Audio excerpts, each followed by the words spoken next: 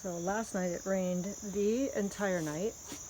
And so you can kind of see just even from this path here how incredibly muddy it is. And Socrates came out of pasture shaking this morning, cold from being soaked to the bone.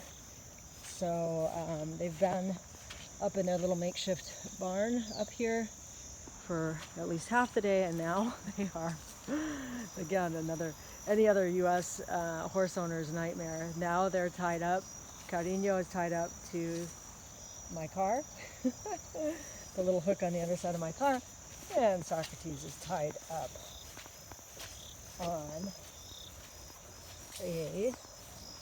hard to see, but there's a tree branch there around where he's munching on that sweet grass. That's like the best, tastiest, like, he's like at I don't know, a smorgasbord right now. So there's clover as the low growing vegetation, and then what he is munching on right now is called king sweetgrass, which horses and cows absolutely love. It is like, you know, it's like Thanksgiving for him right now, right, Socrates?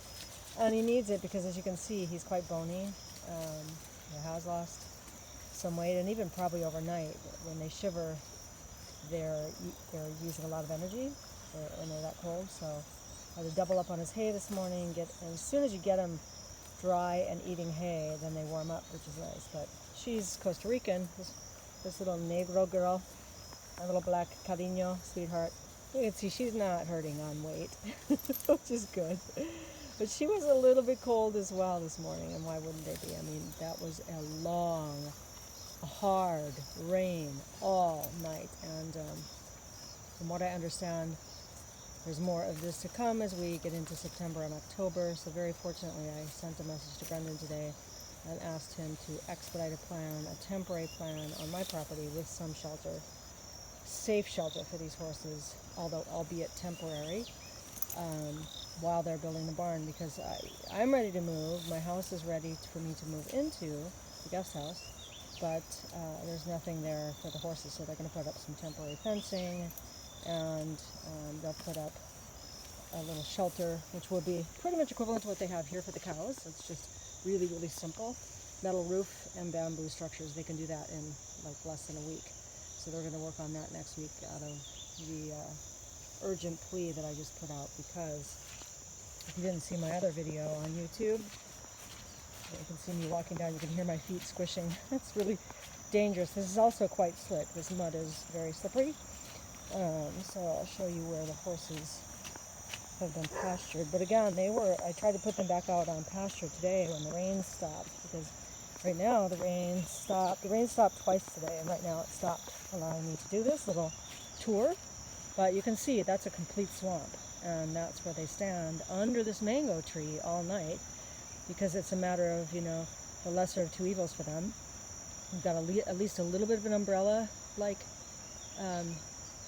activity from this, offered from this mango tree, but then they're standing with their feet just submerged in this swamp, and that is obviously not a good situation. So we'll see. They might be here tonight, but I might see if I can keep them tied up in the shelter area, because it does look like it's going to rain again, probably similarly to what it did last night. We'll get a little bit of a break tomorrow, which is good, because I was planning to get some hay for them today. They're not terribly low, but they will. I always make sure that I'm ahead of the game on that, and so tomorrow is going to be the going to town day once every 2 weeks. So there we go.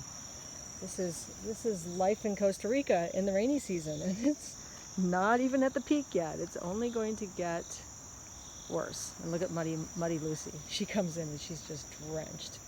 Oh my goodness.